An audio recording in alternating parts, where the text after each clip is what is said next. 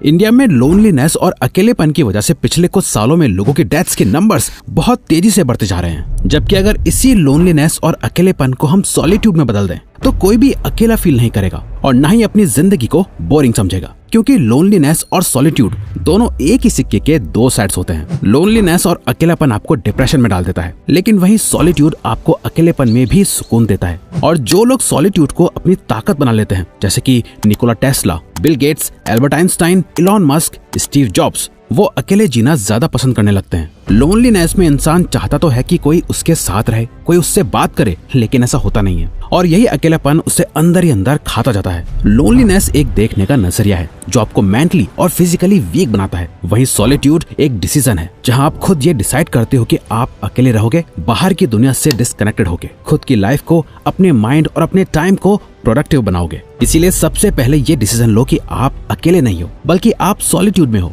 और आज ही इन 3 स्टेप्स को फॉलो करके आराम से अकेले रहना सीखो। Number 1, limit your inputs.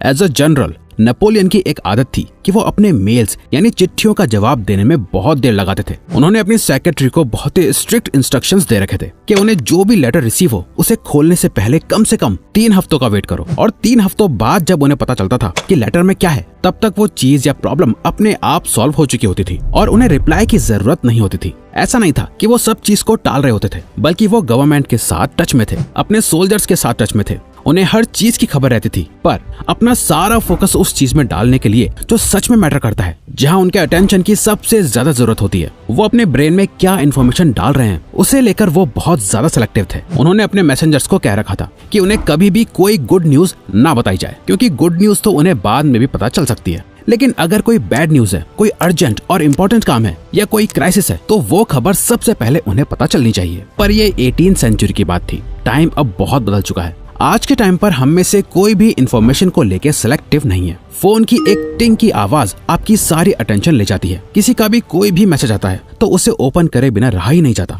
अपने थॉट्स के साथ कुछ टाइम गुजारना हमें बहुत बोरिंग लगने लगता है और हम खुद को बोर होते हुए नहीं देख सकते। फोन, टीवी, ट्रैफिक, इंटरनेट, हम लोग चाहकर भी खुद को इन चीजों से बचा नहीं पाते। सॉलिट्यूड अचीव करने के लिए आपको सबसे पहले अपने माइंड को खाली करना होगा। आपको सबसे पहले अंदर से शांत होना होगा, जिसे करने के लिए आपको बस एक पेन और पेपर लेना है और लिखना शुरू करना है। जर्नलिंग आपके माइंड को खाली करने का सबसे बेस्ट तरीका है। फ्रेंच फिलोसोफर मिशेल फुको जर्नलिंग को वेपन फॉर स्पिरिचुअल कॉम्बैट भी कहते हैं। अपने माइंड को खाली करने के लिए आपको हर सुबह इस 60 मिनट्स के स्फीयर ऑफ साइलेंस के रूटीन को फॉलो करना है, जिसे हमारी एंशिएंट कल्चर में मौन व्रत नाम से जाना जाता है, जिसे आप 30, 20 और 10 मिनट्स के 3 सेक्शंस में बांट सकते हो। फर्स्ट 30 मिनट्स में आपको एक पेन पेपर लेना है और उस समय खुद से ये सवाल पूछ के उसके जवाब को पेपर पर लिखना है। अपनी लाइफ के सबसे बड़े गोल के लिए मैं आज सबसे छोटा स्टेप क्या ले सकता हूँ? मेरी लाइफ में अभी क्या अच्छा चल रहा है? मैं अभी कौन सी मुश्किल चॉइस को डाल रहा हूँ? जो मैं करना चाहता हूँ वो करने से मुझे आज क्या चीज रोक रही है? आज की ये मुश्किल सिचुएशंस मेरे कैरेक्टर को कैसा बना रही हैं?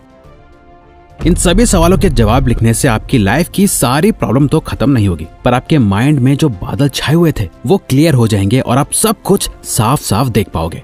इसके बाद 20 मिनट्स फोकस रहेगा आपकी लर्निंग और ग्रोथ पे। कोई भी बुक, कोई भी, उसे आप पढ़ना स्टार्ट करो। आपका जो मन करे उस बुक को पढ़ो। जरूरी नहीं है वो सेल्फ हेल्प बुक ही हो, कोई फिक्शन या नॉवल हो वो भी चलेगी। आपको स्टार्टिंग के 10 मिनट्स तक उसे पढ़ना है और बाकी के 10 मिनट्स आपने जो भी पढ़ा है उसे समराइज करके लिखना है कि आपने इन 10 मिनट में क्या सीखा। ये आपके ग्रोथ माइंडसेट को डेवलप करने में हेल्प करेगा। जब आप अपने आप को सीखने के लिए फोर्स करोगे, आपके ब्रेन के न्यूरॉन कनेक्शंस स्ट्रांग होने लगेंगे। अगले 10 मिनट्स में आप माइंडफुलनेस प्रैक्टिस करोगे। यहाँ जरूरी नहीं कि आप फोर्सफुली मेडिटेशन करो, बल्कि जो भी आपके माइंड को रिलैक्स करता है वो करो। कुछ लोगों के लिए मेडिटेशन काम करता है, कुछ सिंपल ब्रीदिंग एक्सरसाइज करते हैं। हम इंडियंस सुबह सुबह प्रेयर करना भी पसंद करते हैं। यहाँ फोकस इस पे होना चाहिए कि आप उस मोमेंट में अच्छे से साइलेंस को फील कर पाओ, जो आपके माइंड को बहुत ज्यादा काम और रिलैक्स करेगा। जब भी आप अपने सुबह की शुरुआत ऐसे करोगे तो ये ऐसा ही है जैसे आप हर सुबह अपना घर साफ करके झाड़ू लगा के सारा कचरा बाहर डस्टबिन में फेंक देते हो ताकि पूरा दिन घर साफ सुथरा दिखे। यही सेम चीज आप अपने माइंड के लिए करते हो। बेस्ट रिजल्ट्स के लिए आपको इस रूटीन को कम से कम 15 डेज तक फॉलो करना होगा। अपने माइंड को रेडी करने के बाद नेक्स्ट सॉलिट्यूड में रहते हुए आपको अपनी बॉडी से काम करवाना है, जिसके लिए आपको ये करना है। Number 2, find a thing for flow. Winston Churchill mid 1920s में वर्ल्ड वॉर 1 के दौरान वो ब्रिटिश नेशनल ट्रेजरी के चांसलर थे, एक तरह से फाइनेंस मिनिस्टर, जिस वजह से उन पे बहुत रिस्पॉन्सिबिलिटीज थी। इतने हैवी वर्कलोड में वो अपने फ्री टाइम में अपने माइंड को रिलैक्स रखने के लिए ब्रिक लेइंग का काम करते थे। जी हाँ, वो ईंटें लगाते थे। सीमेंट को मिक्स करके एक के बाद एक ईंटें लगाना, उनको बिजी करके माइंड को शांत करना उनके लिए एकदम परफेक्ट था। चर्चिल हर दिन 200 ईंटें लगाते थे और कुछ पेजेस राइटिंग करते थे। ये उनका रूटीन बन चुका था। ऐसा ही कुछ यूके के एक और प्राइम मिनिस्टर विलियम ग्लैडस्टोन भी करते थे। वो बड़े बड़े पेड़ को एक कुल्हाड़ी से काट के गिरा देते थे। 1876 में उन्होंने 2 दिन एक 16 फीट के एल्म ट्री को काटने में लगा दिए। उनकी डायरी से ये पता चला कि उन्होंने कुल्हाड़ी से 1000 से भी ज्यादा पेड़ों को काट गिराया था। कभी वो पेड़ काटते थे तो कभी वो एकदम अकेले होते थे, जहाँ वो ना ही कुछ बोलते थे ना सोचते थे, बस अपनी कुल्हाड़ी को एक ही जगह लगातार मारते रहते थे। चर्चिल और ग्लैडस्टोन दोनों यूके के प्राइम मिनिस्टर रह चुके हैं, जिन्हें हर घंटे ना जाने कितने इंपॉर्टेंट डिसीजंस लेने पड़ते थे। लेकिन उन दोनों ने अपने लिए एक ऐसी मेडिटेटिव एक्टिविटी को ढूंढा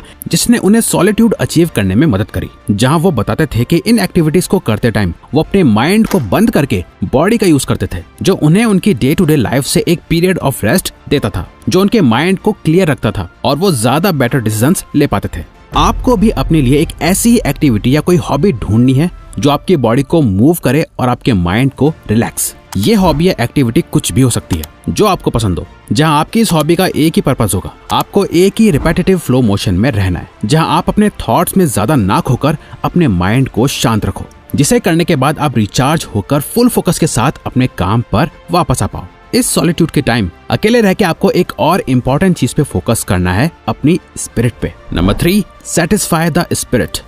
बचपन से ही टाइगर वुड्स ने गोल्फ के गेम को मास्टर करने के लिए खुद को बहुत हार्डली ट्रेन करा, जिससे वो वर्ल्ड के ऑल टाइम ग्रेटेस्ट गोल्फर तो बन गए। पर साथ ही जहां एक तरफ उन्होंने गोल्फ में मास्टरी हासिल कर ली थी, वहीं दूसरी तरफ उनकी पर्सनल लाइफ एकदम बर्बाद हो चुकी थी। वो सेलिब्रिटीज के साथ पार्टी करते थे, ड्रिंक करते थे, पेन किलर्स के एडिक्ट बन चुके थे, यहाँ तक कि अपनी वाइफ पे भी चीट कर चुके थे। इन द एंड प्रोफेशनली वो दुनिया के ग्रेटेस्ट गोल्फर थे, लेकिन पर्सनली वो अपनी फैमिली लाइफ डिस्ट्रॉय कर चुके थे। उन्होंने इतनी मेहनत से जो भी नाम कमाया था वो सब खत्म हो चुका था। पर ऐसा क्यों? ऐसा इसलिए क्योंकि उनकी स्पिरिट कमजोर थी।